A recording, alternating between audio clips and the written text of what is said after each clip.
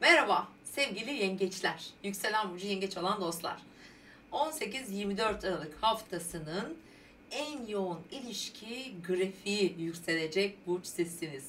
Evet, bu hafta 22'sinde Güneş Oğlak Burcu'na geçiyor. Merkür Retro Oğlak Burcu'nda ve ilişkiler evinizde ikisi birlikte seyahat edecekler.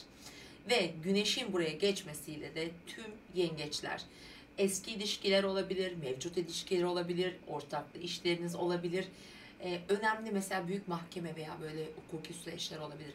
Tüm bunları daha görünür hale getirecek, daha farklı bakacaksınız. Özellikle yengeçlerin yaşam alanları ile ilgili belki biraz bir süredir aslında diyelim bir takım sıkıntıları, kararsızlıkları, belirsizlikleri vardı ve partner ilişkilerinde işte artık bu haftadan itibaren önümüzdeki bir ay boyunca buradaki belirsizlikler ortadan kalkacak. İlişki başlar, ilişki biter, evlilik adımları atılabilir. Birçok yengeç böyle bir durum içinde olacak. Satürn desteği var sonuç olarak. Böyle güzel bir etki oluşuyor. Haftanın başlangıcından itibaren ise bir Merkür-Jüpiter üçgenimiz var. Haftanın 2 günü, pazartesi, salı, size çok destek veren bir iki gün. Değerli yengeç burçları. Şimdi Ay Balık burcunda zaten sizi destekliyor.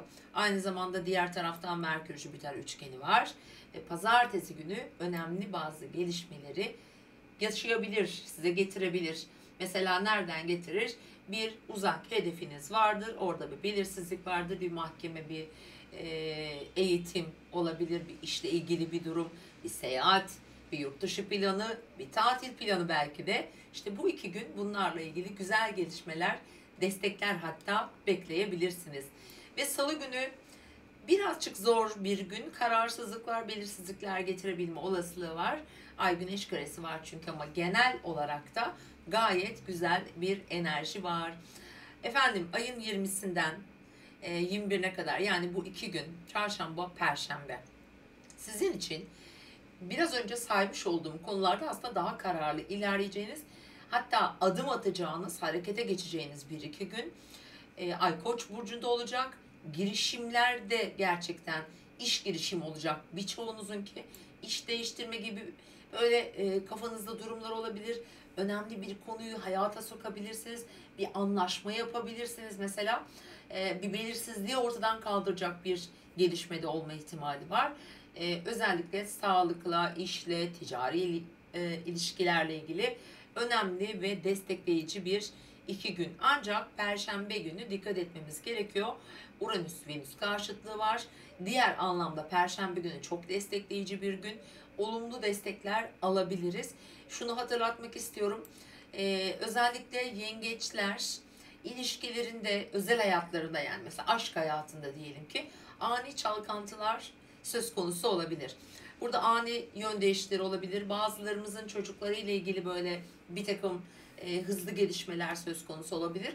Parasal konular, finansla ilgili göstergeler eğer haritanızda tutuyorsa, derece olarak belki olumlu destekleri alıyorsanız belki kazanç getirecek. Ama ortada tabii böyle anlaşmazlıklar olabilir. İlişkileri biraz dikkat diyorum. Yengeçler için bunu söylüyoruz bu hafta. Evet, Cuma gününden itibaren artık Güneş Oğlak Burcu'na geçti. Bunu çokça hissedebilirsiniz aslında. İlişkileriniz gündeme geliyor. Bu bir başlangıç da olabilir. Ama ayın 27'sinde, yani önümüzdeki haftanın ilk günlerinde zaten bir dolunay var. Yengeç burcunda birçok yengeç için önemli, belirleyici bir dolunay olacak ve bu haftanın ikinci yarısından, yani 22'sinden itibaren de o dolunayın etkileriyle önemli gelişmeler getirebilir. Bence bir anlaşma gelir, bir işbirliği gelir, herhangi bir konuda önemli bir karar verirsiniz. Gayet güzel, sürprizli de aynı zamanda Merkür, çünkü Güneş'le kavuşuyor. İlişkilerinde retro zamanı, yengeçlerin eski ilişkiler gelebilir, bir konunun üzerinden bir daha geçilebilir. Çünkü Merkür tam olarak 20.53'te akşam saatlerde Güneş'le kavuşuyor. Aklımızdan niyetlerimizi, fikirlerimizi, planlarımızı oldukça güçlü şekilde geçirelim. Çok destekleyici bir gün.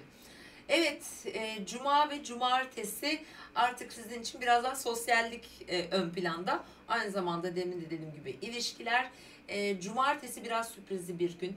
Heyecan verici gelişmeler olabilir. Ani durum değişikleri olabilir. Uranüsyen bir gün. Bazı yeniliklere alışmak zor olabilir. Bir yenilik olacak, bir değişim olacak söz konusu. Uranüsyen bir hafta. Çünkü Venüs'te de karşıtı var. Yani biraz sınırlarımızı iyi belirlememiz gerekiyor. Ve hafta sonu artık ay İkizler Burcu'na geçmiş olacak ve birçok yengeç için biraz manipüle edici bir enerji olabilir.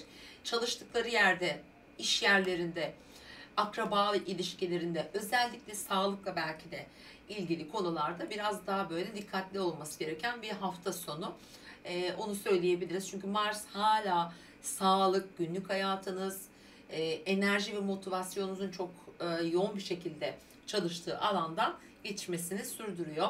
İlişkiler yönünde güçlü etkiler alıyorsunuz. Hani Venüs Akrep'te, ilişkiler evinizde hem paraya hem özel hayatında biraz böyle çekim gücünü de arttıran, aslında adrenalin yüklü bir süreç yaşıyor yengeçler. Bu bir anlamda destek de alıyorlar aslında. Etrafındaki kadınlardan da destek alacaklar. Bu arada belki kızından, eşinden, sevgilisinden gibi. Öyle söyleyebiliriz. Evet, haftanın temel dinamiği sizin için dediğim gibi ikinci yarısından sonra ilişkileriniz olacak, iş hayatınız olacak. Sevgili yengeçler, mutlu, sağlıklı bir hafta dilerim. İzlediğiniz için teşekkür ederim.